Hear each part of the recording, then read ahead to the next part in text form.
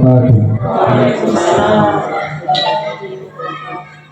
Alhamdulillah, kembali kita bersyukur kepada Allah SWT atas segala limpahan rahmat dan karunia-Nya, sehingga kita dapat berkumpul bersama-sama di ruangan ini untuk membahas diseminasi penyebaran pemahaman dan penerapan pengalaman budaya positif. Kemudian selawat serta salam senantiasa kita sampaikan buat junjungan Nabi besar kita Nabi Muhammad Sallallahu Alaihi Wasallam dengan mengucapkan Allahumma sholli ala sayyidina Muhammad wa ala ali sayyidina Muhammad.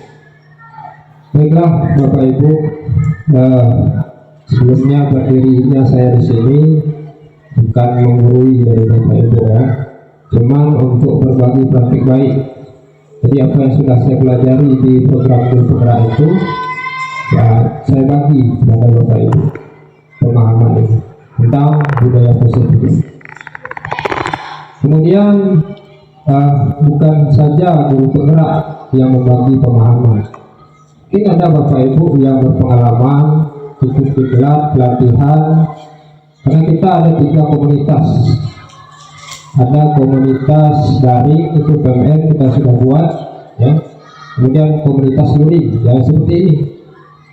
Kalau ada pemahaman tentang pembelajaran ya, ada pengalaman ya, ikut diklat pelatihan, boleh kita bagikan ya, kita sebarkan pemahaman kita di dalam komunitas luring ini. Seperti itu. Jadi kemudian untuk kegiatan ini mungkin memakan waktu sekitar 1 jam itu apa ya Bapak Ibu. Jadi izinkan saya berdiri di sini untuk menyampaikan pemahaman saya tentang budaya positif yang sudah saya pelajari di program bergerak. Baik, langsung saja atau berpanjang kalimat. Nah, kita splitting dulu ya, supaya kita mencairkan suasana ya. Kita tidak perlu tegang, kita diskusi santai, santai, serius, selesai ya. Nah, jadi kita splitting dulu. Nah, silakan Bapak Ibu lihat gambar apa saja yang ada di sini. Pak Presiden apa yang dilihat Presiden? Biasa. Lumba-lumba. Ayo ya. Pura-pura. Ular. Anjing. Lagi. Kucing. Ini tikus.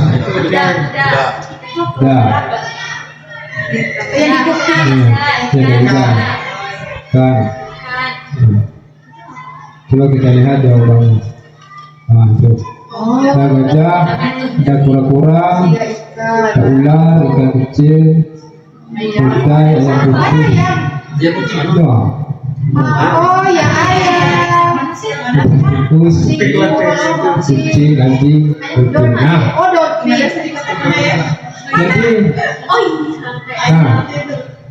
jadi mungkin pandangan kita berbeda ya.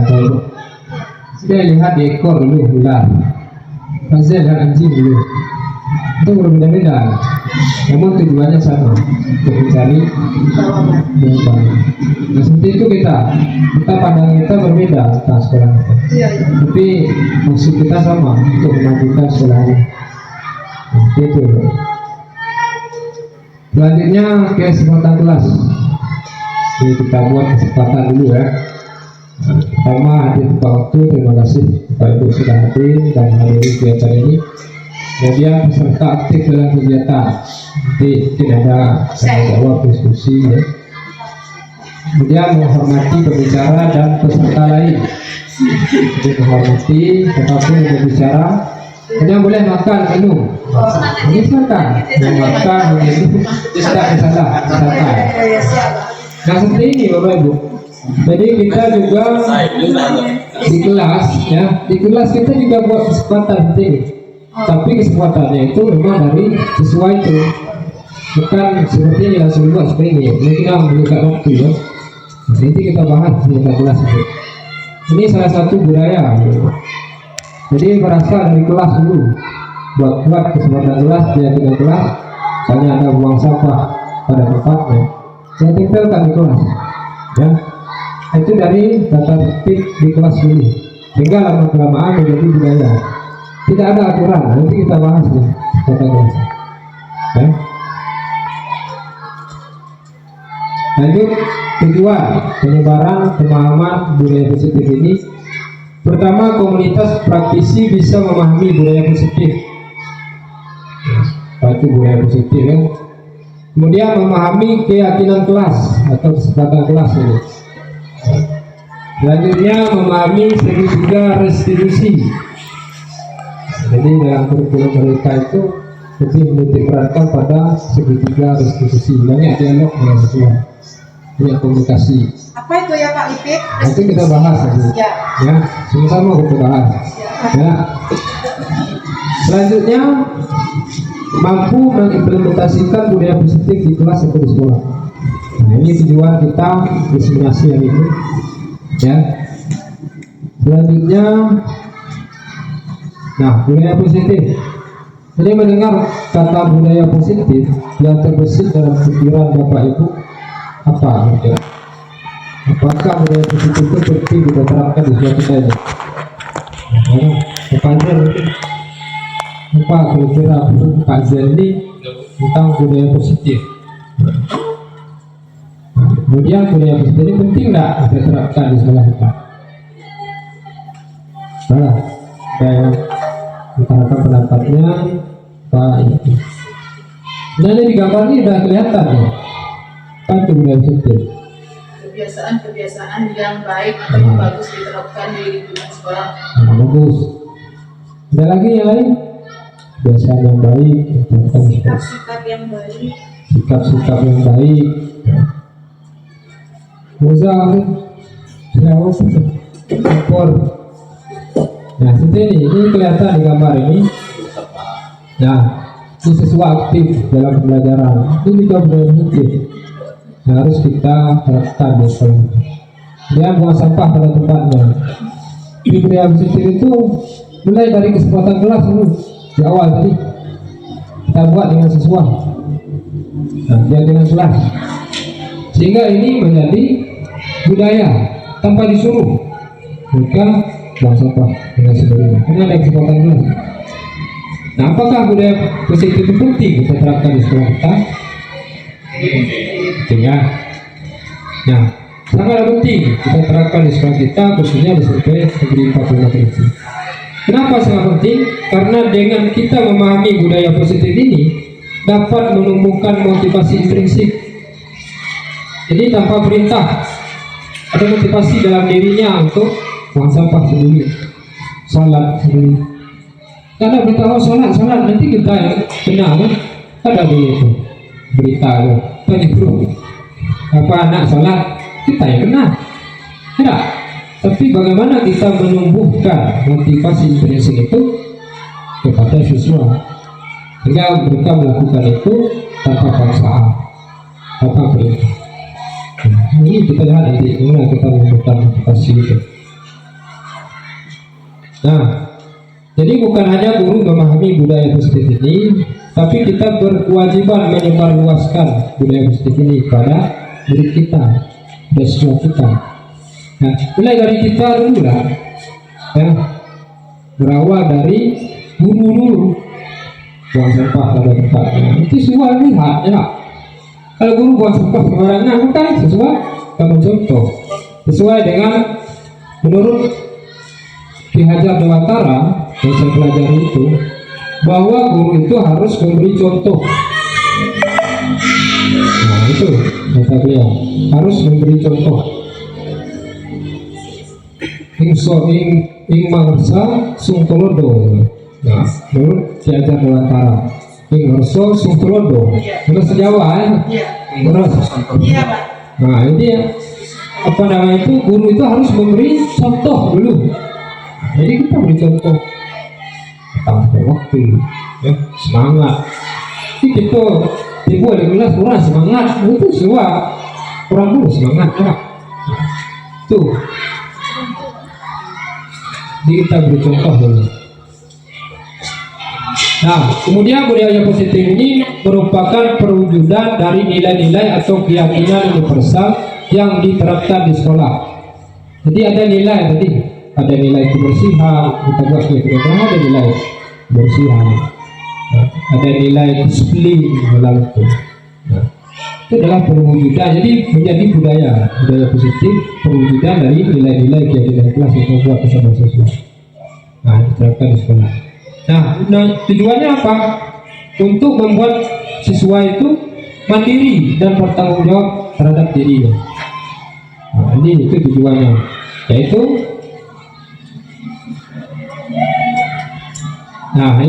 ini konsep inti budaya positif terdiri dari beberapa bagian. Yang pertama ada perubahan paradigma belajar.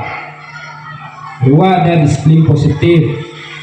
Ada kebutuhan dasar manusia, ada motivasi perilaku manusia. Ini dari prinsip dan ekspresif dari luar dan dalam. Nah, posisi kontrol guru, keyakinan kelas, dan segitiga restitusi. Nah, ini yang kita lakukan di sekolah kita sehingga muncul budaya positif. Ini inti ya, konsep inti memunculkan budaya positif. Selanjutnya pembelajaran dengan paradigma baru. Kita mulai dari awal. Yang pertama ini pembelajaran dengan paradigma baru. Pembelajaran ada dua, ada pembelajaran yang berpusat pada guru, ada pembelajaran yang berpusat pada siswa. Nah, selama ini kita memakai pembelajaran yang mana, Bapak Ibu? Yang mana? Apa berpusat pada guru, atau berpusat pada siswa? Guru yang guru, Siswa. Kalau dulu itu berpusat pada guru, jadi guru hanya mentransfer itu. Anak itu tidak aktif, guru yang aktif, banyak lebar bicara guru. Nah, kita yang capek.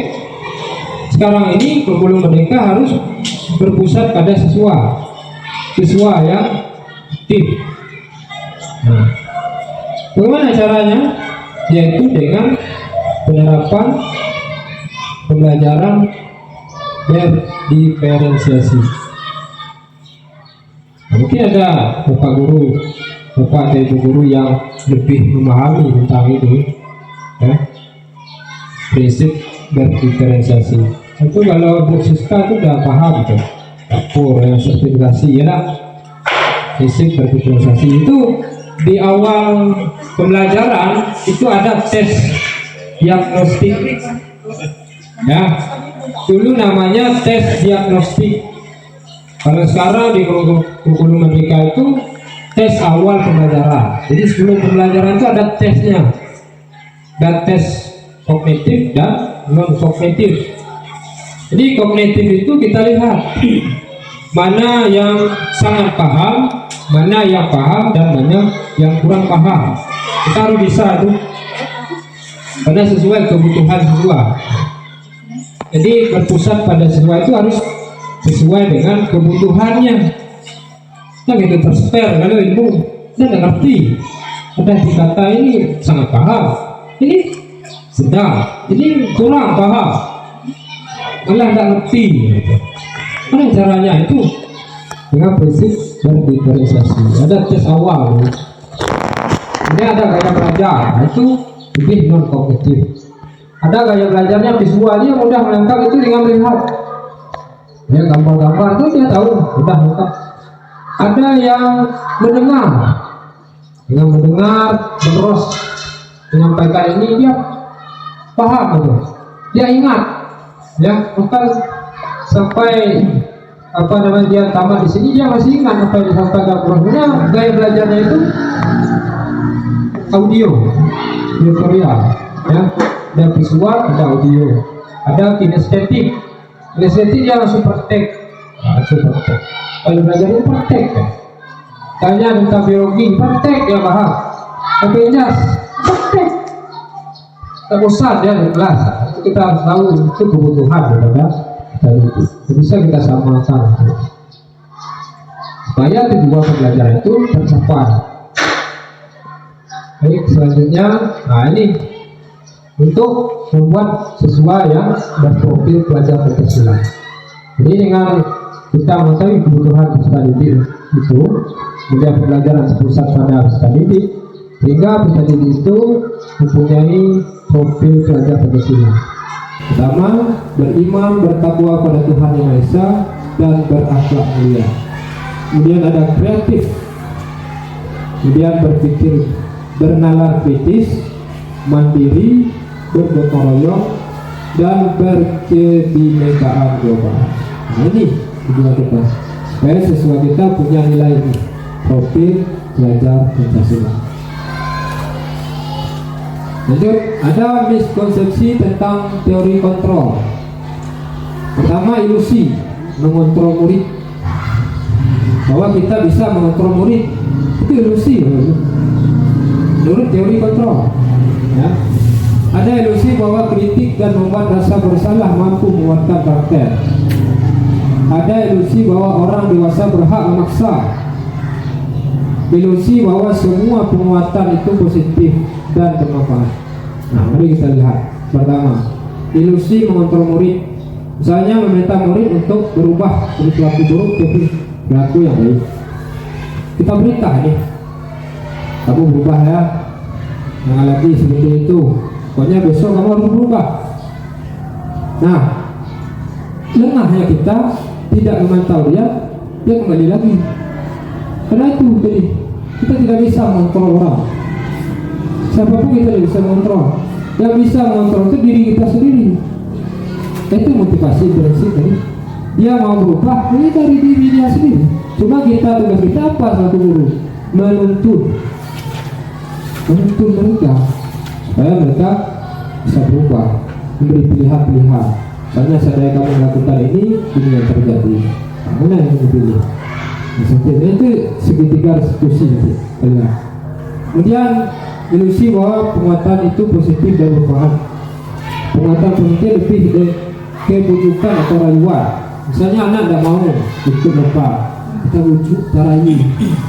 Itu motivasi yang eksternal, sehingga salah-salah dia lomba, ya, atau ikut OSN salah-salah, karena itu tadi, ya, ilusi. Kita tidak bisa kontrol orang itu, siswa. Dia kritik juga, kita tidak bisa mengontrol. Kemudian ilusi bahwa orang dewasa berhak memaksa, itu tidak bisa memaksa, ya. Kita tidak bisa memaksa orang lain, karena yang bisa mengubah diri kita adalah diri kita sendiri. Contoh saja kita, ya, misalnya ada pengawas datang, hadir jam 7, itu siap. Karena pengawas lah, pengawas nih, nah pengawas. Kemudian tidak ada pengawas. Apakah bisa kita hadir jam 7? Itu contoh diri kita masing-masing. Nah, pengawas nggak ada. Nah itu sebenarnya, itu namanya ya bisa orang kontrol kita. Nah itu teori kontrol itu menurut teori kontrol. Kita lihat lagi, ada stimulus respon. Selama ini kita menggunakan stimulus respon, bukan teori kontrol. Sedangkan kurikulum Merdeka itu kita harus menggunakan teori kontrol, bukan stimulus respon lagi. Nah kita lihat yang pertama itu kebutuhan kita sama, tidak. Yang dulu kita beri pelajaran pada siswa itu sama kebutuhannya, kasih dia ngerti, tidak stres, ya. Padahal menurut teori kontrol itu kebutuhan siswa itu berbeda, walaupun mereka di kelas yang sama, di tempat yang sama, kebutuhannya berbeda. Nah itu jadi maka kita harus tahu teori kontrol. Jadi kita memandang bahwa murid itu mempunyai kebutuhan yang berbeda. Kemudian semua orang melihat yang sama. Setiap orang memiliki gambaran yang berbeda. Karena seperti tadi, breaking up dan ekor, kepala, tujuannya sama. Jadi kita harus memahami itu, menghargai itu. Kemudian kita mencoba mengubah orang agar berpandangan sama, ya itu tidak bisa. Sama aja, tidak bisa berubah. Pandangan orang itu punya tujuan, ya masing-masing. Pandangan berbeda, tapi tujuannya sama. Nah, kemudian perilaku buruk dilihat sebagai suatu kesalahan. Kita menganggap bahwa siswa itu berperilaku buruk adalah kesalahan. Padahal menurut teori kontrol, semua perilaku memiliki tujuan, ada alasannya. Siswa terlambat, apa alasannya terlambat? Nah, itu.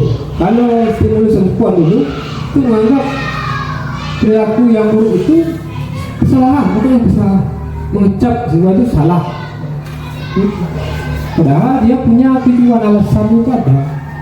Nah, kita tanya yang baik. Itu segitiga resolusi gitu. Kemudian orang lain bisa kontrol saya, ini tadi tidak bisa. Nah, kalau teori kontrol hanya Anda yang bisa kontrol diri Anda sendiri. Nah, ini tidak bisa. Tergantung motivasi kita. Jika kita ingin belajar, ya tergantung motivasi kita. Maka kita belajar, misalnya siswa dia melihat guru, ya ada gurunya, dia rajin belajar. Kita melihat orang tuanya di rumah melihat dia belajar lah ya. Nah dia itu rajin. Tapi kalau tidak ada orang tua, tidak ada guru, dia mau belajar lah. Nah itu namanya motivasi. Prinsip dari dalamnya itu harus dimunculkan. Kita sebagai guru itu harus memunculkan motivasi prinsip. Kemudian siswa bisa mengontrol orang lain. Saya bisa mengontrol orang lain. Ya, Anda tidak bisa mengontrol orang lain. Kemudian pemaksaan. Nah ini sudah dibujuk, sudah dirayu, sudah bisa dipaksa. Ya. Nah ini caranya dari situ itu kita kolaborasi. Kalau kita tidak bisa membujuk, tidak bisa merayu, jangan dipaksa, kolaborasi. Mungkin bosis bisa, bisa, itu kolaborasi, itu teori kontrol. Ya. Kemudian menurut stimulus respon, model berpikirnya menang kalah. Sedangkan teori respon, model berpikirnya menang-menang. Nah, walaupun ada siswa yang berbuat kesalahan, jangan berpandangan bahwa guru pasti menang.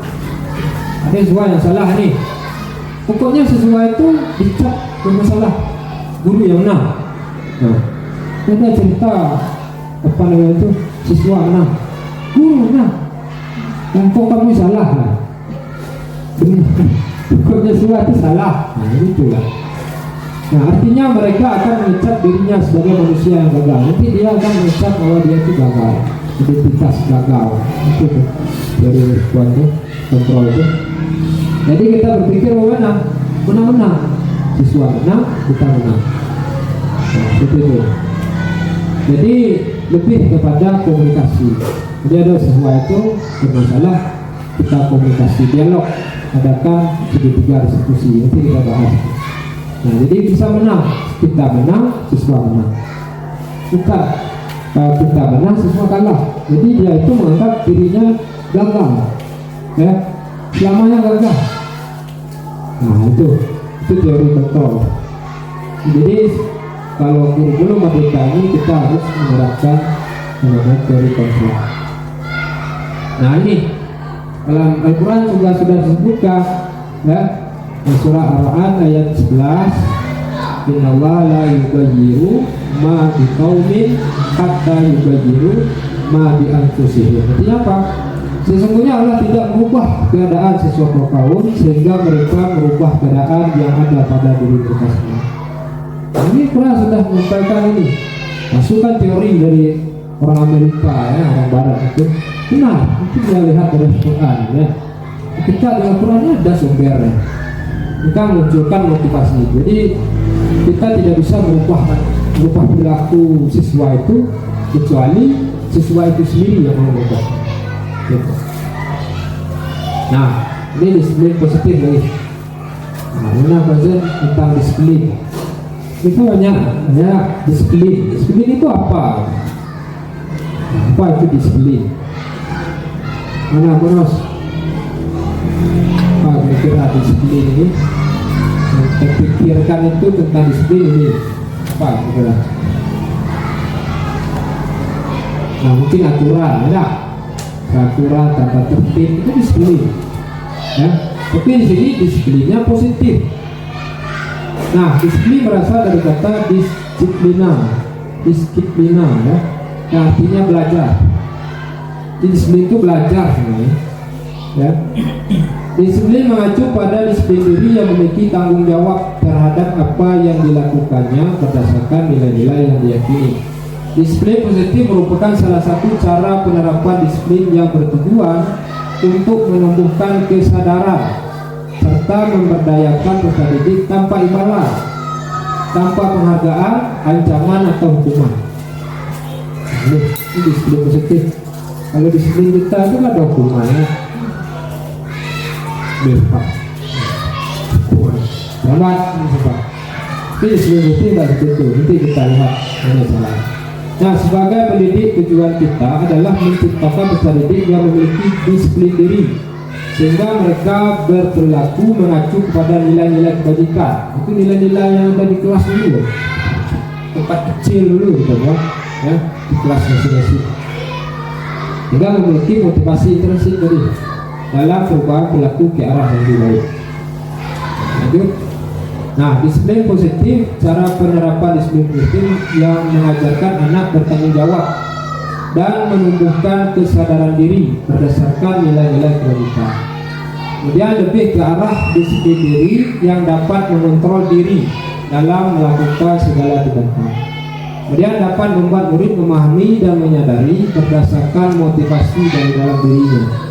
Nah, bukan akibat paksaan, ujian atau hukuman. Itu disiplin positif. Kemudian ada kebutuhan dasar manusia. Jadi setiap manusia itu punya kebutuhan. Nah, ini ada kebutuhan dasar manusia. Kebutuhan dasar manusia merupakan sesuatu yang kita lakukan untuk mendapatkan apa yang kita inginkan. Seluruh tindakan yang kita lakukan memiliki tujuan. Jadi setiap siswa itu melakukan sesuatu itu pasti punya tujuan. Itu kebutuhan dasar manusia. Semua usaha terbaik yang kita lakukan agar kebutuhan dasar kita terpenuhi dengan baik. Nah, seorang guru mampu memahami kebutuhan dasar yang mendasari perilaku murid. Nah, kebutuhan dasar manusia kita ambil contoh perbandingannya dengan hidup tumbuh-tumbuhan. Seorang petani, ini menurut Bapak pendidikan kita, Pak Pengajar Dewantara. Ini beliau ini sangat luar biasa sekali ya tentang dunia pendidikan. Tapi kita lihat apa namanya karya-karya dia ini sangat luar biasa. Sahabat itu lihat. Nah, jadi menurut beliau dalam hakikatnya sama kewajibannya dengan seorang pendidik. Jadi petani itu sama ya kewajibannya dengan seorang pendidik yang menanam padi misalnya. Hanya dapat menuntun tumbuhnya padi. Ya, ia dapat memperbaiki kondisi tanah, memelihara tanaman padi, memberi pupuk dan air, membasmi ulat-ulat atau jamur-jamur yang mengganggu hidup tanaman padi dan lain sebagainya. Nah, itu kita sama dengan petani. Nah, ketika guru memahami kebutuhan apa yang mendasari perilaku murid dan guru berusaha menuntun, nah ini kita ya sama petani. Jadi kalau petani merawatnya lah, mulai dari tanah, kemudian beri pupuk. Nah, kita menuntun, memahami kebutuhan murid dan mendukung murid dalam memenuhi kebutuhannya secara positif. Pada hakikatnya guru tersebut ibarat seorang petani yang sedang berusaha memahami masing-masing tanaman. Jadi kita berusaha memahami masing-masing siswa kita. Itu maksudnya nih. Kalau petani kan memahami tanaman ini apa penyakitnya nih, apa masalah tanaman ini, apa diganggu ulat, ya? Apa daunnya bolong-bolong, apa yang bagus ya gitu. Jadi itu juga kita selaku pendidik memahami siswa kita. Nah, dan dia berusaha memenuhi kebutuhan tanaman tersebut agar dapat tumbuh subur yang pentingnya. Kita berusaha menuntun siswa kita supaya mereka itu dapat berkembang dengan baik dan maksimal. Nah, menurut Dr. William Glasser, seorang psikiater dari Amerika Serikat, menyatakan bahwa seluruh tindakan manusia memiliki tujuan tertentu, yaitu memenuhi kebutuhan dasarnya. Ketika kelima kebutuhan dasar telah terpenuhi secara memadai, maka murid akan tumbuh dan seimbang dan bahagia. Sebaliknya, ketika kebutuhan dasar tidak terpenuhi dengan baik, maka seseorang akan mengalami emosi negatif seperti bosan, sedih, kecewa. Bahkan mereka dapat melakukan perbuatan yang bertentangan dengan nilai-nilai kebajikan atau melanggar peraturan. Nah ini, kita lihat kebutuhan dasar manusia itu ada 5. Ada bertahan hidup, makan, pakaian, tempat tinggal, keamanan dan kesehatan. Ada kasih sayang dan rasa diterima, dipedulikan, berbagi, kerjasama, dan menjadi bagian dalam kelompok. Kemudian ada penghargaan, harga diri, keinginan untuk dianggap, memimpin, berprestasi, dan didengar. Kemudian ada kebutuhan kebebasan, mandiri, memilih pilihan, mencoba hal baru, dan mampu mengendalikan arah dirinya. Kemudian ada kebutuhan kesenangan, bermain, humor, usia, dan tertawa. Kita lihat yang pertama, bertahan hidup. Agar murid dapat belajar dengan baik, kebutuhan mereka akan rasa aman. Kita ciptakan di sini, kita sudah menciptakan rasa aman, Mbak, murid kita belajar. Maka itu ada kebutuhannya. Kalau dia ada aman, ya terganggu pembelajarannya. Kemudian ada pangan, sandang, dan papan, kesehatan harus terpenuhi. Maksudnya ini, jadi bagaimana mungkin mereka dapat belajar dengan baik bila mereka datang sekolah dengan perut yang lapar, belum makan, suruh belajar, itu bosan, nah bisa, lapar, udah sakit, atau kesehatan mengganggu. Nah, ini kebutuhan. Jadi seorang guru itu perlu melihat itu, ya. Karena apa itu bisa harus Tuhan apa ya? Kok belum makan? Makan. Yang sakit dulu. Itu perlu, ya. Kebutuhan ini harus kita lihat. Kemudian kasih sayang dan rasa diterima. Kebutuhan ini meliputi keinginan untuk tetap berhubung dengan orang lain, seperti teman, keluarga, teman kerja, dan kelompok di mana kita tergabung. Setiap murid ingin menjadi bagian yang berharga dari kelas dan juga sekolah. Mereka juga ingin diterima oleh orang lain dan kelompok. Jadi siapa? Kita selaku guru menerima siswa kita, ya apa adanya dia, dengan ada apanya, ya.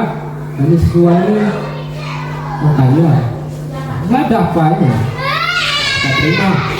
Dia mau bicara kita terima dengan baik. Kalau kita selaku guru terima padanya semua guru, semua siswa kita itu, ya. Nah itu kasih sayang, ya. Kebutuhan kasih sayang itu perlu. Nah kemudian kebebasan, kebutuhan membuat pilihan. Ini kebebasan, misalnya dalam pembelajaran siswa itu bebas mengutarakan pendapatnya, bebas berkreasi, ya. Nah kita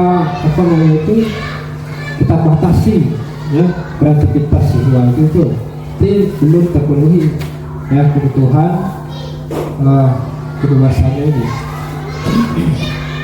Nah ini kesempatan untuk membuat pilihan, menyuarakan pendapat, mempercayai diri.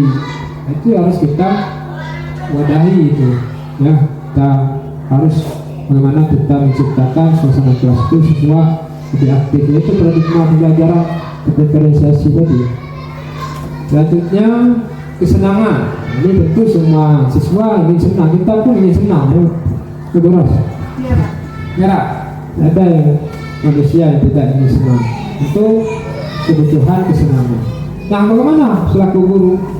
Maka saya menghubungkan kebutuhan kesenangan ini, ya, dengan belajar.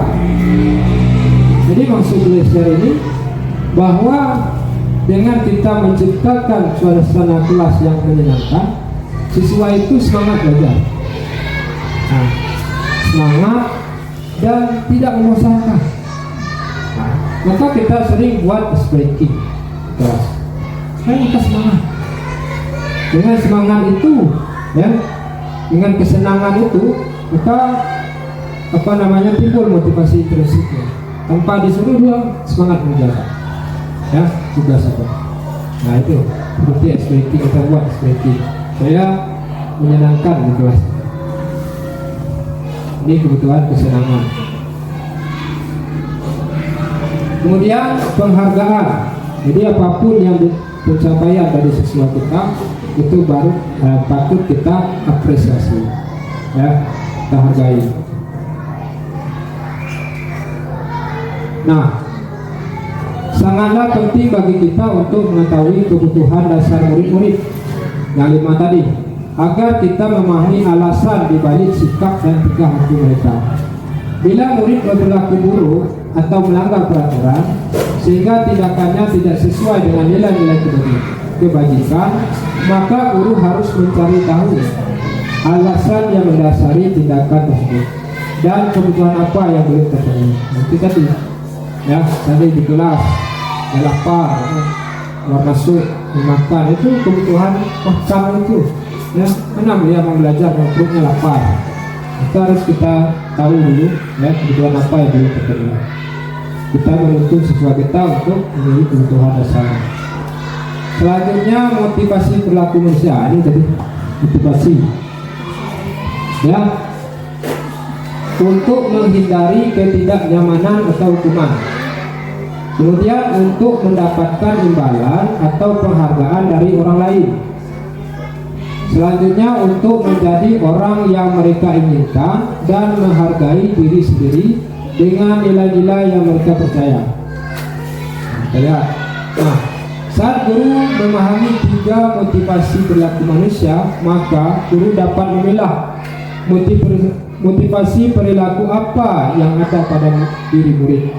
Jika murid memiliki motivasi perilaku untuk menghindari ketidaknyamanan atau hukuman dan untuk mendapatkan imbalan atau penghargaan mereka, maka motivasi pada diri anak berasal dari luar, dari eksternal. Nah, jadi maksudnya apa? Misalnya ada anak yang rajin, atau di kelas ya. Di kelas itu ada yang bisa menjawab pertanyaan kita. Nah, misalnya saya agama itu ngajar. Nah, silakan sampai tahu kiamat ada berapa macam tentang kiamat. Ada kiamat subro. Angkat tangan. Kiamat subro, Pak. Yang subro, bagus. Kasih dia. Ya, itu motivasi eksternal. Katanya ini. Kenapa eksternal? Kalau kita selalu memberi hadiah pada siswa, mereka itu akan bergerak belajar kalau ada hadiah. Ketergantungan. Kalau tidak ada hadiah, dia tidak mau belajar.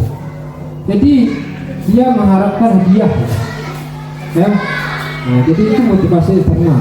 Kalau ada hadiah, dia mau belajar. Kalau tidak mau belajar sungguh-sungguh.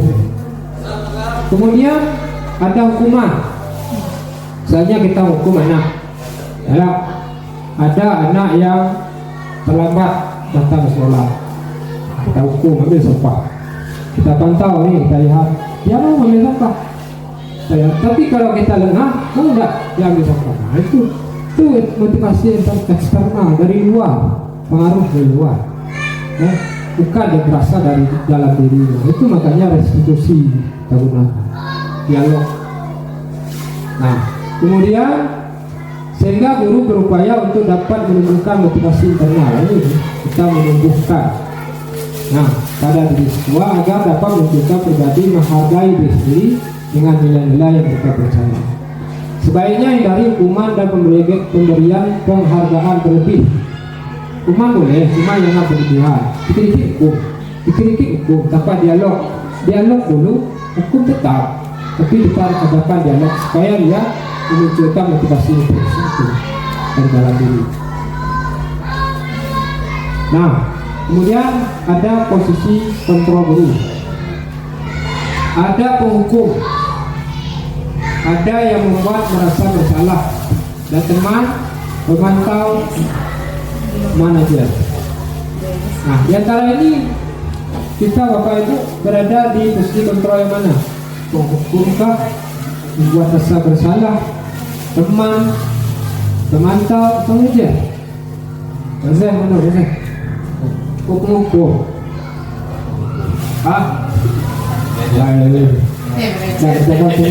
Jangan tugas hukum.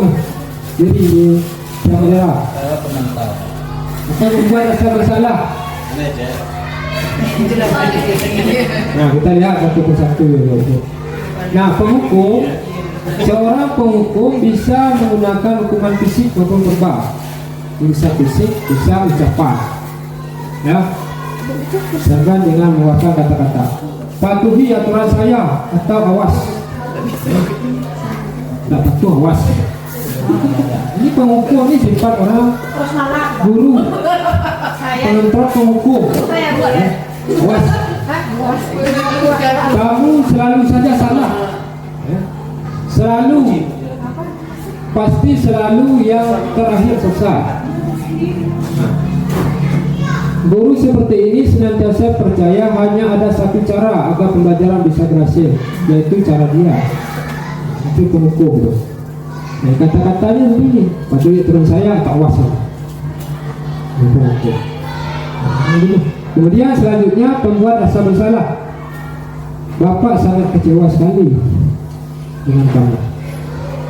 Jadi bukan mencari solusi dari permasalahan, tapi kita fokus pada masalah, sehingga anak itu merasa dirinya itu merasa bersalah, identitas gagal, tidak bisa mencari solusi dari permasalahan.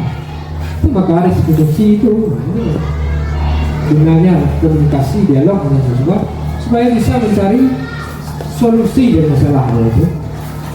Kita menuntun gitu, bukan kita, oh kamu harus seperti ini, bukan, tapi kita menghadapi pilihan. Oh, saya kamu melakukan ini, saya mau melakukan ini. Apa yang kamu pilih dan dua itu? Itu diskusi. Ya. Kemudian teman, ayo bantulah demi bapak ya, demi ibu ya, bantu. Yang sudah kali ini tidak apa-apa, nanti bapak bantu bereskan. Berdampak nanti. Nah, maksudnya apa? Kalau teman itu, ya, kalau misalnya boros malam, oke teman, nah, dengan siswa. Seandainya boros malam tidak datang, dia bingung untuk ganti sama siapa. Nah, temannya sama boros malam. Nah, itu dia bisa juga negatif, rumahnya kan negatif. Nah, itu maksudnya nih. Jadi cuma boros malam yang bisa minta bantu. Saya rasa minta bantu cuma boros malam.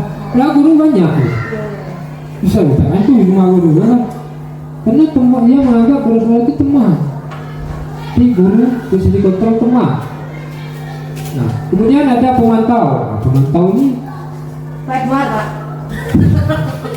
pemantau ini lebih kepada apa namanya data, cara data. Nah, ini berbicara data, ya. Peraturannya apa? Apa yang telah kamu lakukan? Sanksi atau konsekuensinya apa? Nah, ini data. Kamu sudah terlambat. Konsekuensinya kamu tahu? Itu orang yang pemantau. Ya, dia bicara data. Kalau terlambat ini hukumannya. Nah, kamu harus datang jam ini. Ini dah jam berapa? Nah, itu kita kan ke datang ke sekolah kan harus jam 7. Nah, kamu udah lewat jam 7. Itu pemantau itu. Ya, dia bicara sesuai dengan data itu. Nah, terakhir ini perlu kita Bapak Ibu, gimana kita dari kontrol penghukum bisa bergeser ke manajer. Tentu tidak mudah, tapi secara berangsur-angsur.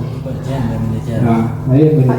Manajer ini lebih ke restitusi. Nah, jadi dialog dengan siswa.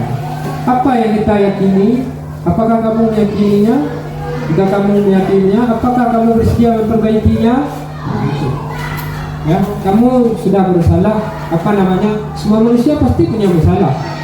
Semua manusia pasti pernah berbuat salah. Apakah kamu ingin memperbaiki kesalahan kamu? Bagaimana kamu memperbaikinya? Itu harus manajer. Ya, lanjut. Nah, contoh penerapan 5 posisi kontrol. Nah, kasus siswa tidak memakai atribut lengkap saat upacara bendera. Kalau dia posisi penghukum, hormat bendera sekejap. Hukum. Nah, ini dia tidak pakai atribut. Yang penghukum ini langsung hormat bendera sekejap. Kalau dia gurunya posisi penghukum atau penghukum. Kemudian kalau dia membuat rasa bersalah, berapa kali ibu bapak harus memberitahu kamu selalu saja mencemokan bapak ibu, membuat dia merasa bersalah. tidak bisa memperbaiki kesalahannya, hanya bisa maaf Pak. Nah itu kontrol guru sebagai pembuat rasa bersalah. Kemudian ada sebagai teman, ayo dong ikuti aturan sekolah, tolong bantu ibu bapak sekali ini. Ya sudah, tidak apa-apa, lain kali jangan membuat seperti ini lagi ya. Ini teman.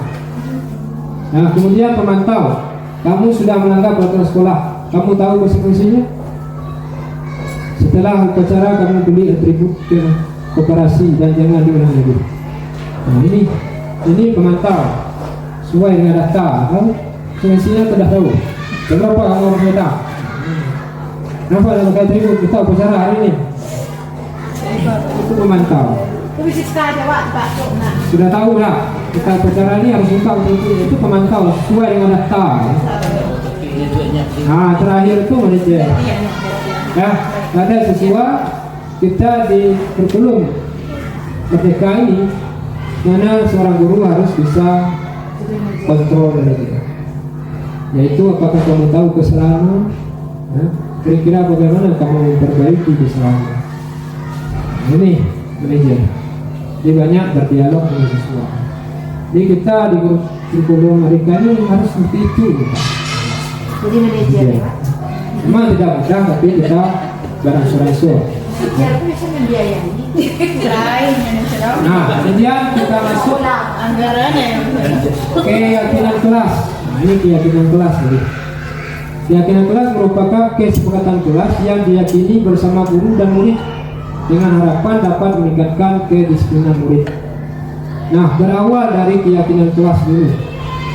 Sebenarnya keyakinan kelas itu adalah tata tertib. Nah, tata tertib di kelas. Nah, kita buat bersama siswa.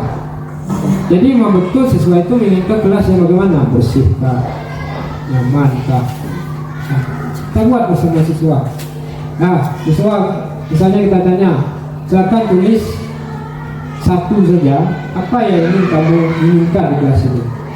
Kebersihan kah, ya? Atau sebelum belajar kita harus berdoa, setelah belajar kita berdoa lagi. Nah, ada juga itu. Nah, tergantung kelasnya, tidak bisa disamakan ya. Pak, kelas 7 mungkin lain keyakinan kelasnya, kelas 8 lain. Nah, itu tidak bisa disamakan.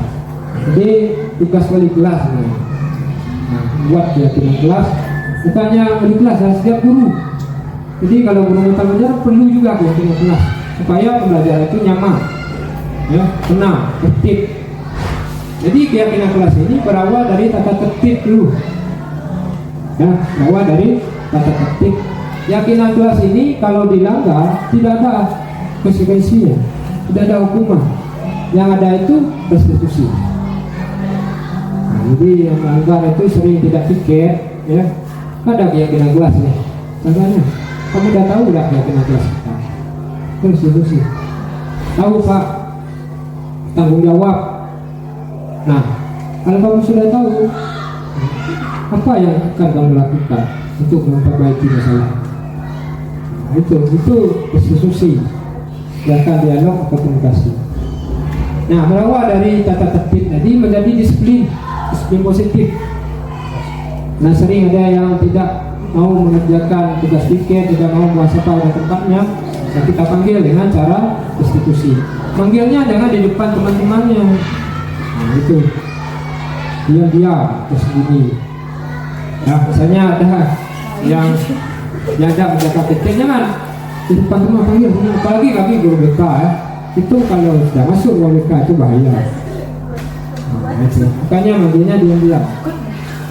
Ada laporan ini tidak menjaga piket, panggil dulu. Kalau ada kan restitusi. Nah, maka jadi disiplin positif. Setelah disiplin positif itu kalau sudah biasa maka jadi budaya. Kalau sudah biasa dia buang sampah pada tempatnya, berawal dari keyakinan kelas ini, ya, tata tertib tadi menjadi disiplin, dilakukan secara terus-menerus, kemudian menjadi pembiasaan, sehingga pembiasaan itu menjadi budaya. Kalau budaya itu tidak ada lagi hukuman, ya, nah budaya tanpa diperintah, buang sudah sampah, iya, ya. ada itu saya pikir hari ini kerjakan kita pikir. Itu sudah jadi budaya berawal dari keyakinan kelas dulu. Kita buat dulu di kelas. Nah, tata tertibnya dibuat di kelas dulu. Hanya tidak boleh ribut. Kita buat begitu. Kemudian berdoa. Di awal belajar kita berdoa. Tergantung siswanya. Kemudian apa? Ya di kelas keyakinan kelas itu. Kita berdoa. Ya. Akhirnya menjadi disiplin positif. Nanti ada yang tidak berdoa, kita lihat lakukan diskusi. Tidak ada umat. Diskusi. Ya, supaya nanti dengan keyakinan kelas ini muncul disiplin dan dilakukan terus-menerus. Dengan disiplin itu muncul kebiasaan. Kalau sudah biasa jadi budaya. Kalau sudah jadi budaya tidak ada perintah lagi. Nah, dari dalam diri. Jadi kalau sudah ada budaya harus dilakukan. Itu nyaman sekali belajar. Ada sepah, ada guru dia salah. Ya, nah gitu. Nah ini nilai-nilai keyakinan kelas atau peraturan ada di kelas. Ada tanggung jawab, ya, ada menghormati orang lain, ada kesehatan, menghormati orang lain, bersabar, kesehatan, keselamatan, keamanan. Nah, ini nilai-nilai. Misalnya buang sampah pada tempatnya, itu nilainya kebersihan. Kerjakan tugas piket, itu tanggung jawab. Jadi kita munculkan nilai ini. Kalau muncul nilai ini maka terjadilah budaya. Nah ini contohnya keyakinan kelas. Belajar, senang, melakukan tugas, saling menghargai. Ini ditempel lagi di kelas. Dan ingat keyakinan kelas itu harus kalimatnya positif. Tidak boleh kalimat perintah. Ya, jangan ribut, itu perintah. Tidak boleh buang sampah sembarangan, itu perintah. Tapi jagalah kebersihan. Buanglah sampah berdasarkan itu positif. Ya. Nah ini baru bersikap positif, hormat. Kami yang ini sangat penting untuk menghormati semua orang dan barang milik orang lain. Inilah keyakinan kelas. Yang penting kita terapkan di kelas. Jadi dengan keyakinan kelas ini mudah-mudahan bisa memunculkan disiplin positif dan menjadi budaya positif. Berawal dari kelas dulu jangan langsung sekolah. Sekolah itu cakupannya besar lah. Kelas baru yang kecil. Nah, terakhir yang ketujuh segitiga restitusi. Nah, ini ya nih. Segitiga restitusi itu pertama ada menstabilkan identitas. Jadi kita panggil sesuatu kita itu, kita dudukkan di dia tempat yang nyaman, ya, stabilkan identitas dulu. Dia sudah bersalah nih, tapi karena kita membuat posisi kontrol rasa bersalah tadi, tapi kita stabilkan, bagaimana? Ya wajar, setiap orang pernah melakukan kesalahan, tidak apa-apa. Ya. Tapi bagaimana kalau memperbaiki kesalahan itu lebih baik. Itu harus menstabilkan identitas. Nah, kemudian menanyakan keyakinan. Ya, karena berbuat salah maka ada generasi mereka yang tidak terpenuhi. Bagian dasar tiga restitusi memiliki tujuan untuk merubah orang yang gagal karena telah berbuat kesalahan menjadi orang yang sukses. Stabilkan identitas. Kemudian validasi tindakan yang salah. Ini teori kontrol semua tindakan manusia baik atau buruk pasti memiliki maksud kedua tertentu. Jadi ada alasan kenapa dia melakukan tindakan seperti itu. Apa alasannya? Kita tanya. Pertama, stabilkan identitas tadi supaya dia mau menceritakan masalah. Kadang ada siswa itu dia tidak mau terbuka dengan kita. Kenapa? Karena kita tidak menstabilkan identitas tadi. Nah, stabilkan identitas ini bahwa semua orang itu pernah melakukan kesalahan. Wajar, kalian biasa, wajar.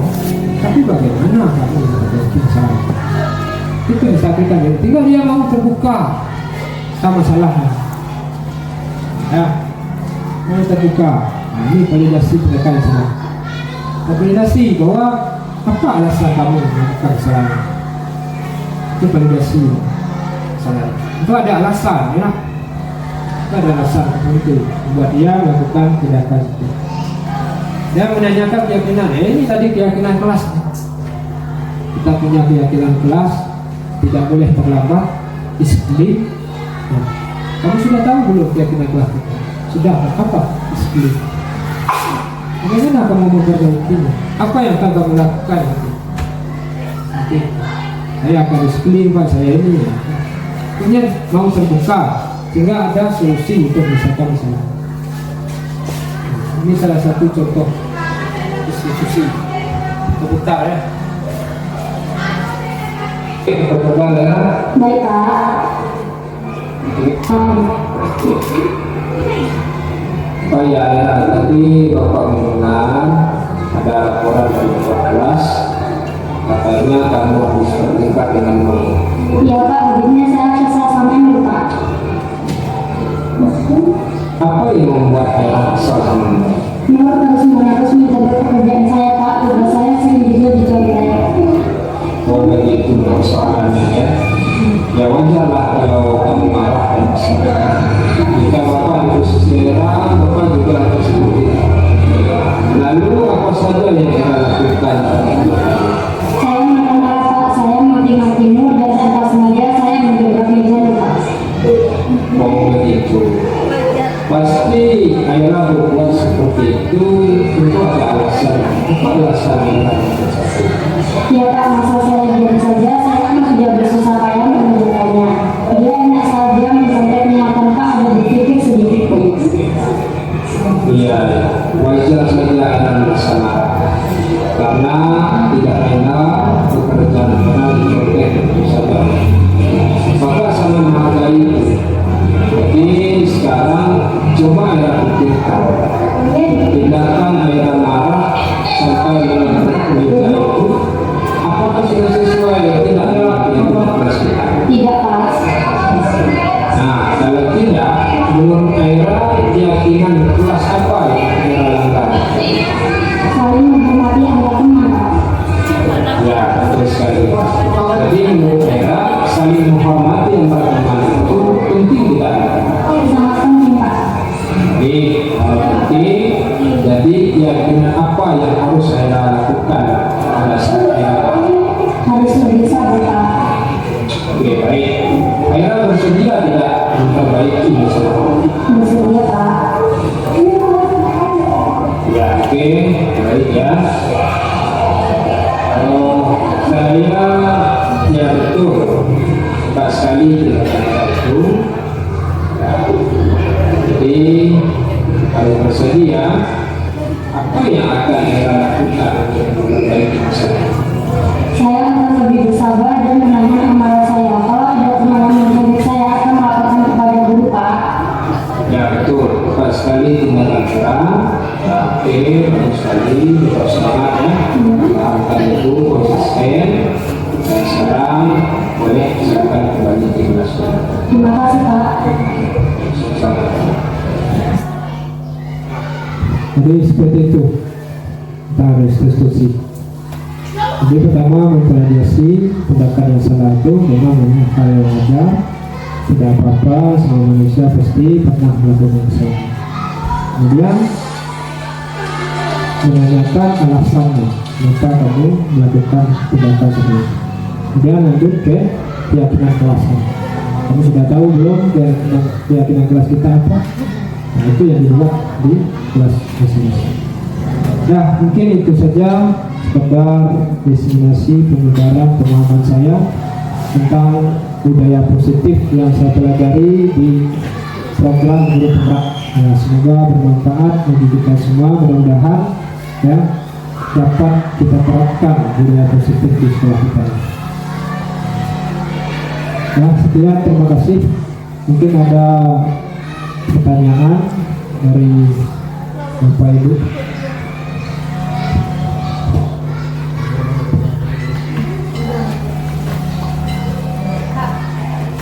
Ya, silakan Bu Ica. Saya mau bertanya Pak Iya. tentang untuk menunjukkan motivasi intrinsik, maka hindari pemberian hukuman dan penghargaan. Apakah tidak boleh kita memberikan hukuman dan penghargaan kepada peserta didik. Ya baik. Ada lagi? Untuk 2 pertanyaan. Pertanyaan kedua, Pak, tidak mengurangi rasa hormatnya dari saya Bu Rosmala Dewi.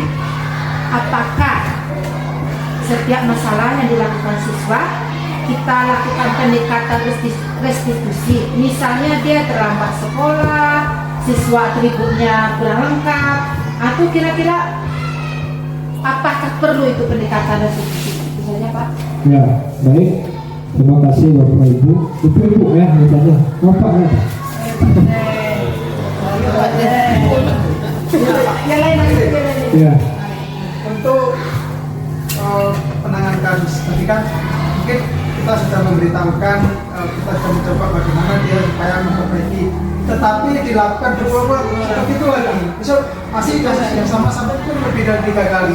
Nah itu bagaimana langkah selanjutnya kalau sampai mungkin lebih 3 kali masih melakukan hal yang sama? Ya baik. Terima kasih pada Pak Pur telah bertanya. Yang saya jawab dulu pertanyaan dari Pak Pur.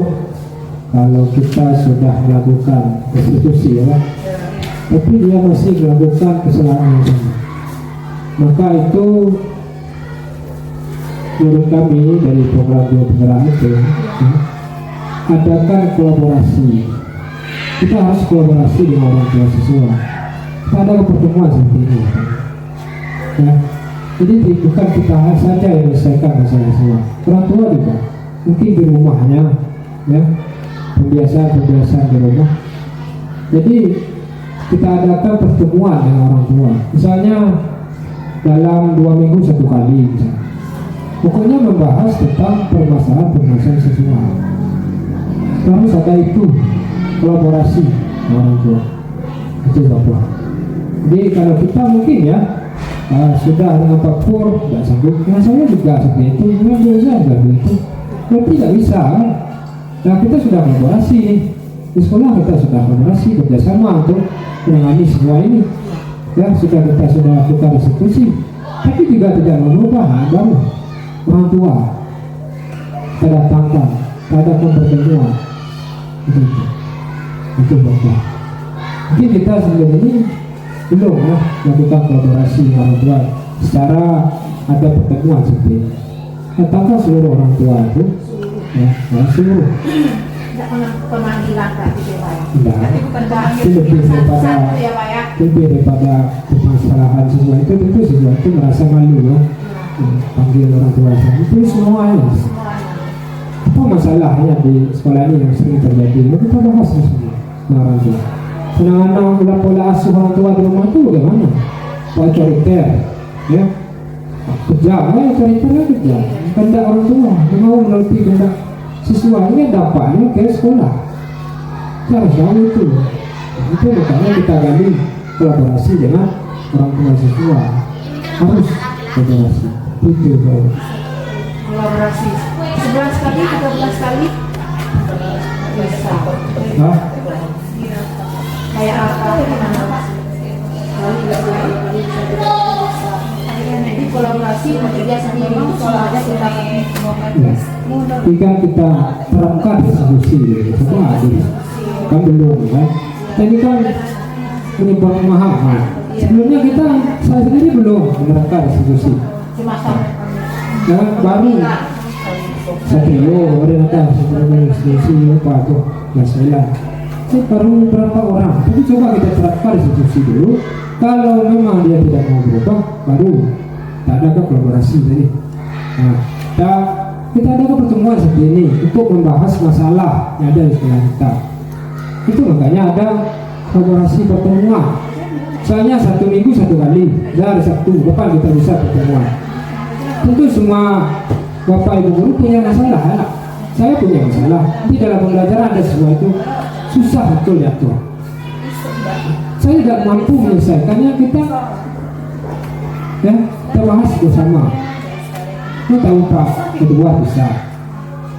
Nah, pengalaman Pak Dua. Ini Pak, kalau kan ini Bapak terima kasih atas informasi Bapak itu, misalnya kolaborasi kita panggil orang tuanya semua kita rembukan gitu ya Pak, mencari solusi. Misalnya saya si Rafa nih jahat nih, kira-kira nih Saya sebagai orang tua Rafa malu Pak. Ya, Mau gini. semua orang anak saya ya aku tuh bagaimana kira-kira? Ya, gini. Itu yang kalau pada si Bapak. Pertama itu kita kan belum melaksanakan restitusi. Ya, Ya. saya pun baru berapa kali, satu dua kali. Ya, sebelum belum maksimal. Itu Bapak kan satu-satu ya manggilnya ya, bukan 3 orang keluarga Bapak. Pak itu enggak ya satu-satu ya Pak ya. Iya jadi Nah, enggak. itu. Jadi memang kita terapkan dulu ini restitusi. Kita coba. Kalau memang tidak bisa, itu tadi kolaborasi kita duduk bersama gitu. Nah, apa permasalahan? Pasti mungkin punya masalah. Ada juga masalah. Nah, itu saya ada masalah. Saya ada juga masalah. Kita bahas bersama. Mungkin Pak Pur punya pengalaman tentang masalah saya. Saya ngajar di kelas itu susah, sesuai itu susah jadi jatuh. Pak Pur punya cara. Saya minta tolong Pak Pur. Punya pengalaman. Makanya perlu kolaborasi kita. Nah, kita punya masalah. Nah, jadi itu. Jadi katanya itu perlu kita kolaborasi dengan guru-guru di sini, semua kita kolaborasi juga dengan orang tua siswa. Datangkan orang tua siswa itu membahas tentang pola asuh. Ya, ada materinya. Bukan. Oh, di sini masalahnya anak kamu. Nah, ibu ini nggak bermasalah kan? Bukan itu. Dia malu. Kan? Yang benar. Tentu orang tua itu punya pemahaman. Mungkin mereka tidak tahu cara ngasuhnya, tidak tahu caranya. Ya, pola asuh yang mereka terapkan misalnya otoriter. Dan sekarang lebih demokrasi. Ya, mendengarkan pendapat anak. Begitu. Nah, jadi datangkan itu tujuannya untuk memberi pemahaman. Begitu. Bukan kita panggil misalnya siapa kapal. Mana orang tua kapal ini anak ibu ini sudah berapa kali terlambat ini? Itu tidak, itu malu. Ya, itu yang saya maksud Bapak.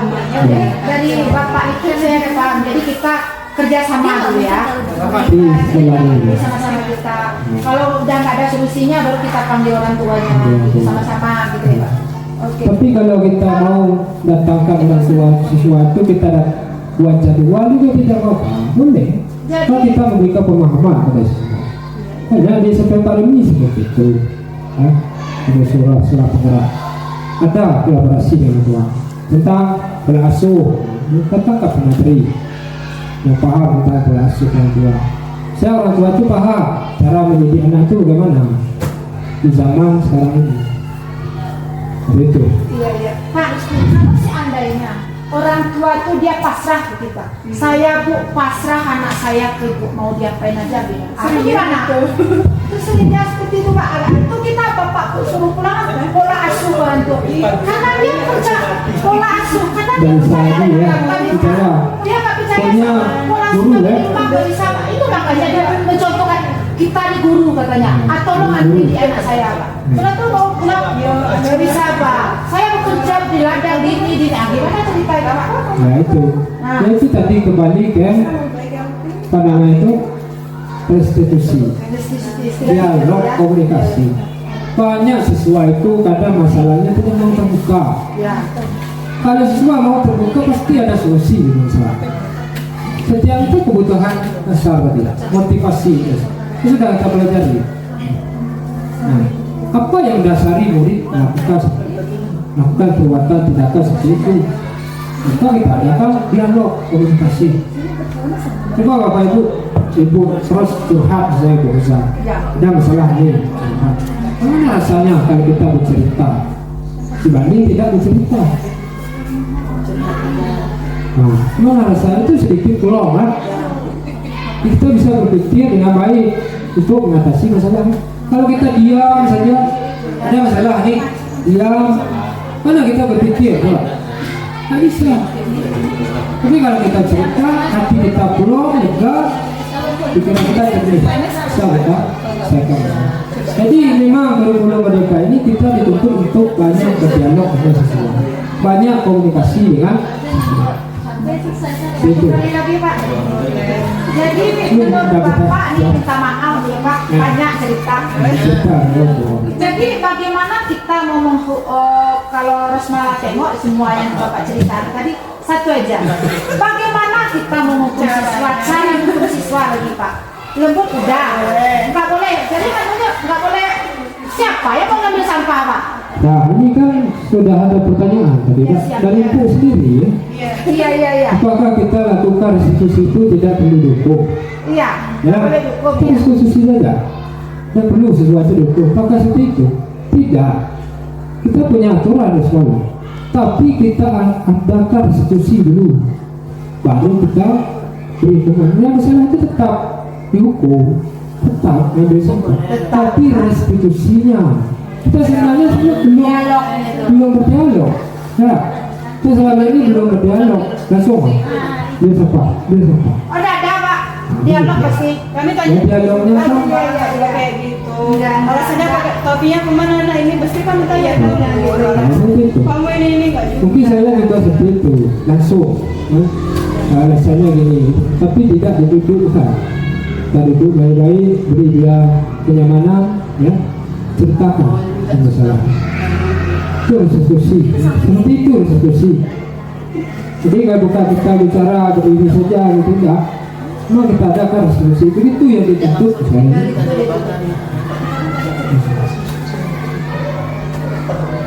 Oke Bu. Jadi tidak semua masalah. Mungkin ada, apakah setiap masalah itu kita lakukan restitusi? Tidak. Iya. Jadi kalau hal yang ringan-ringan nggak perlu ya Pak ya. Ya ringan, Yang ringan. sedang kita lakukan restitusi. Kalau berat tidak bisa restitusi, nggak apa-apa. Itu pihak wajib. Oh, yang ringan. Kekerasan, melempar fasilitas ini merusak fasilitas sekolah, melempar kaca, ya, tidak bisa lagi restitusi. Itu kriminal. Itu masalah Ya Pak. berat. Kalau itu tuh nggak kita juga Pak. Kita kan masalahnya ringan, Sekolah yang masalah ringan. biasa dilakukan siswa. Terlambat sekolah, pakai nggak lengkap, pas satu nggak lengkap. Nah, itu restitusi. Lawan bola, itu restitusi ya. Ya, restitusi. Kalau yang mukul temannya itu apakah direstitusikan? Restitusi itu kan masalah sedang. Sedang. Sudah. Kalau berat itulah kriminal, sabut darah, ya. Itulah, ya. Jadi kalau restitusi ini Pak, 1 kali, 2 kali, 3 kali baru kita restitusi. Langsung aja nih. Dan misalnya kalau yang ringan nih Pak, misalnya nah kalau ambil sampah, oke. Ya, restitusi. Langsung yang restitusi. Iya. Oh. Jadi sampahnya buat dialog dulu. Dialog dulu. baru Iya. sampah. Jangan di situ. Jangan gitu. Jadi sebenarnya memunculkan motivasi prinsip, ya, memunculkan motivasi dalam dirinya. Nah, itu. Mereka dipanggil apa yang dibayar? Kan kita kan, nah, tugas kita kan sering ini sampah, kita pantau terus mau yang kedua kalau kita pantau. Tapi kalau kita tidak pantau, dia duduk-duduk. Nah, Emang gitu. Nah, itu namanya motivasi bukan dari dalam dirinya. Jadi memang dia menghindari ketidaknyamanan hukuman itu. Jadi restitusi itu bagaimana kita munculkan motivasi. Cuma tapi dia nyaman. Dia nyaman gitu. Dia Jadi nyaman. kalau kita pantau gini aja, pantau aja. Ya, sanggup ibu pantau terus. Nah, bakal diambil sampahnya Pak. Nengok aja tuh. Nah, pasti bersuara gitu. Nah, kalau ambil sampah nak, pasti Pak. Tapi kalau nggak ada Pak, kayaknya nanti Pak. Ya makanya restitusi. Restitusi ya. Dalam itu Ya restitusi. kita kan coba dulu ya. Coba dulu. Nanti kalau bisa kita tanya lagi. Saya belum juga Belum ya. menerapkan restitusi. Ya, daripada. Coba dulu ya. Oke, Pak kerja dah. Untuk supaya terciptanya budaya positif. Ya, Pak. Siap. Nah, kemudian sudah terjawab ya. Iya Pak. Maka tidak boleh kita memberi hukuman penghargaan kepada peserta didik. Penghargaan itu boleh, ya. Boleh kita beri penghargaan hadiah, tapi jangan berlebihan. Saya ini, ayo siapa yang bisa jawab pertanyaan bapak, bapak kasih hadiah. Besok lagi seperti itu. Juga anak itu membuat ketergantungan terhadap hadiah. Dia belajarnya mau belajar kalau ada hadiah. Nah, itu makanya penghargaan ini kalau perlu tidak berlebihan. Nah, kita ada juga seperti itu ya, berlebihan. Sama jawab, karena maksudnya itu supaya yang lain tidak, tapi ketergantungan tadi. tidak memunculkan motivasi dalam diri. Motivasinya dari ibu. Nah ibu Asia dia yang mau dia belajar. Itu. Kemudian posisi kontrol penghukum. Nah itu sudah bahas tadi penghukum. Penghukum itu saya di sejak 17 pernah terjadi. Kenapa kontrolnya penghukum? Bukan meja di sini. Hukum. Tadi ada yang salah itu dihukum. Hukum berat. Mengira ini lapangan. Ya. Setelah itu apa kejadiannya? Dipasang yang fakti di ban mobil guru yang hukum itu. Dia marah, tidak terima. Pasang paku. Untung bapak itu Pak Brial tanya Abu Mazhar. Nah kejadian itu dia sedang juga. Nah, lama ya. Kenal dia tidak mau terima dihukum. Ya. Dia pasang ban, apa paku di ban mobil guru yang hukum itu. Dia marah. Nah, untung cepat ketahuan ya. Kalau enggak kucur. Nah itu makanya menghindari hukuman supaya tidak memberikan hukuman. Ya. Jadi hukuman itu setelah restitusi. Dia nyaman lakukan menjaga hukuman. Tidak, jangan apa namanya kalau kita tidak melakukan restitusi seperti itu kejadian ini. Nah, itu pernah kejadian. Nah ya, Bapak Ibu, rasa demikian diseminasi atau penyebaran pemahaman tentang budaya positif yang saya pelajari di program Guru Penggerak. Mudah-mudahan sekali lagi dapat bermanfaat bagi kita semua dan mudah-mudahan bisa kita terapkan ya budaya positif di sekolah kita ini. Demikian, sekian dari saya, lebih kurang saya mohon maaf. Wassalamualaikum warahmatullahi wabarakatuh.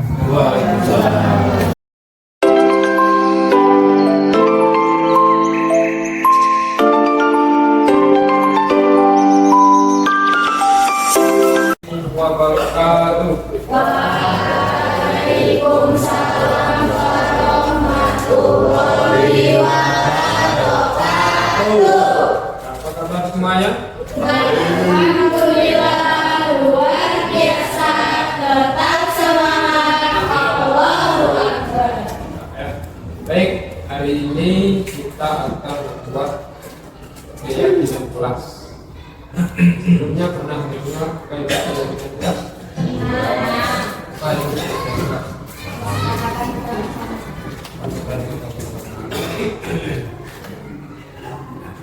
Jadi apa itu keyakinan kelas? Nah, baik, keyakinan kelas itu ya itu lebih kepada sama seperti peraturan atau tertib ya. Misalnya kita di sekolah itu kan ada peraturan sekolah, ada tata tertib sekolah. Keyakinan kelas ini yaitu tata tertib peraturan yang ada di kelas. Seperti itu keyakinan kelas. Nah, keyakinan kelas itu dibuat sesuai dengan keyakinan kita masing-masing. Ya, apa yang kita inginkan di kelas ini. Ya. Kemudian keyakinan itu sesuai dengan kesepakatan kita bersama. Sudah kita buat, kita sepakat. Nah, contohnya apa? Misalnya buang sampah pada tempat. Nah, itu merupakan keyakinan kita sembilan. Cuma kita sepakat untuk melakukan. Nanti masing-masing akan membuat keyakinannya masing-masing. Ya, kenapa kita buat keyakinan kita masing-masing? Supaya kita bertanggung jawab untuk melaksanakan keyakinan itu. Ada keyakinan antara teman, ya, antara kalian, teman, ya. Dia mesti saling menghargai teman, ya. Itu memang berasal dari hati dia, keyakinan dia. Jadi kalian itu melaksanakan itu, menghargai teman, ya. Itu betul-betul dilaksanakan. Bertanggung jawab, kita sudah buat nih, bertanggung jawab. Tentunya apa lagi? Menghormati guru, ya. Menghormati guru itu betul-betul kalian buat sesuai dengan keyakinan kita, ya. Itu beda-beda ya keyakinan, ya. ada yang ingin kelas bersih, ada yang menginginkan kelas itu ya tertib, ada yang menginginkan kelas harus datang tepat waktu, ya. Ada yang menginginkan kelas sebelum belajar kita berdoa, setelah belajar nanti kita berdoa. Kita buat keyakinan kita masing-masing. Nah, kemudian kita sepakati bersama itu, ya. Kemudian dengan keyakinan kita masing-masing itu, sehingga kita bertanggung jawab pada diri kita masing-masing untuk melaksanakan keyakinan kita. Kemudian, ya, setelah kita buat kesepakatan itu, ya, yang lebih penting, jangan kalian menggunakan kata-kata yang negatif. Apa itu? Kata-kata yang negatif misalnya gini, tidak boleh membuang sampah sembarangan. Itu kata-kata negatif. Ya, tidak boleh. Jadi barat itu ada perintah, tidak boleh. Perintah ini. Jadi kita gunakan kata-kata positif. Jadi bagaimana menjaga kebersihan? Ya. Kemudian apa lagi? Misalnya tidak boleh mencontek. Ya, pekerjaan teman boleh dicontek. Itu saya ada salah satu yang buat kesempatan seperti itu, buat keyakinan seperti itu. Tidak boleh mencontek. Nah itu kan kata-katanya negatif. Tidak boleh, perintah. Bagaimana? Jujur. Kau buat nilainya jujur. Jujur kan? Tidak boleh mencontek kan jujur. Jujur pada diri sendiri. Dan lihat kerjaan orang. Ya. Apalagi misalnya tidak boleh terlambat. Contoh ya, itu tergantung kalian. Cuma Bapak ingatkan kalimatnya. Oh, tidak. Jadi jangan menggunakan kata tidak boleh. Jangan, dilarang. Itu kata-katanya perintah. Ya, ini lebih kata-katanya positif. Nah, apalagi tidak boleh terlambat. Kata-katanya itu perintah, tidak boleh terlambat. Jadi mana ya? Disiplin. Ya, disiplin kan tidak boleh terlambat, harus tepat waktu kan? Paham kira-kira? Paham. Nah, jadi kalian lebih kepada kalimat positif buat ini. Ya, saya inginkan kelas itu terbaik. Ya, banyak kelas yang bersih, jadi menjaga. Nah, paham itu? Jadi jangan menggunakan tiga kata ini. Tidak boleh, jangan, dilarang. Ya, gunakan kata yang paham ya? Bapak kalau buka kalian tulis masing-masing satu keyakinan kelas. Ini coba semua.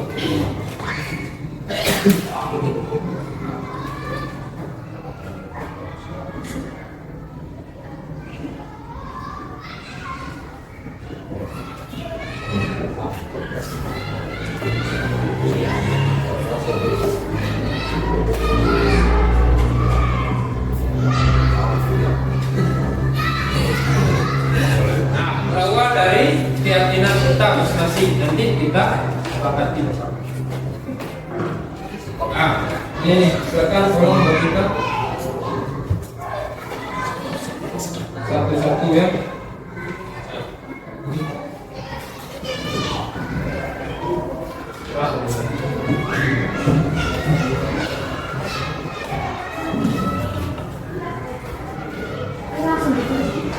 Ya, tulis satu aja, hanya kelas apa. Kemudian dengan teman bagaimana, dengan guru bagaimana.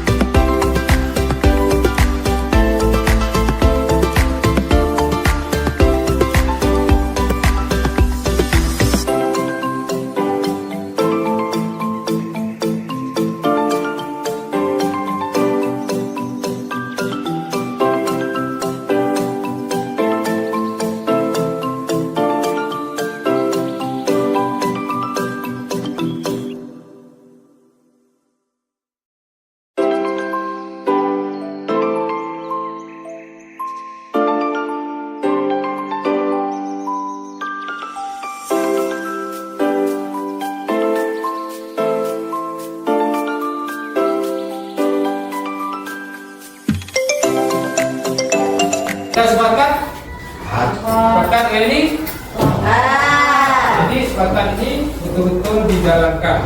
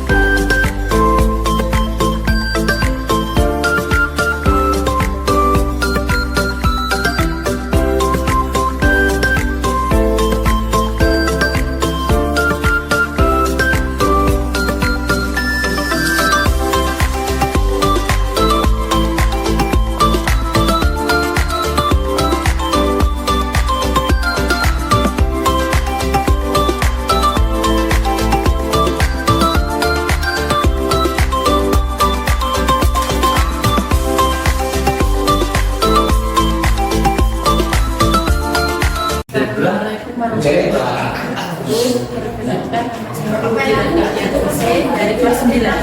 Assalamualaikum warahmatullahi wabarakatuh. Perkenalkan, nama saya Natasha Kumaira, saya dari kelas 9. Perkenalkan, nama saya Rizky Febriansa dari kelas 9.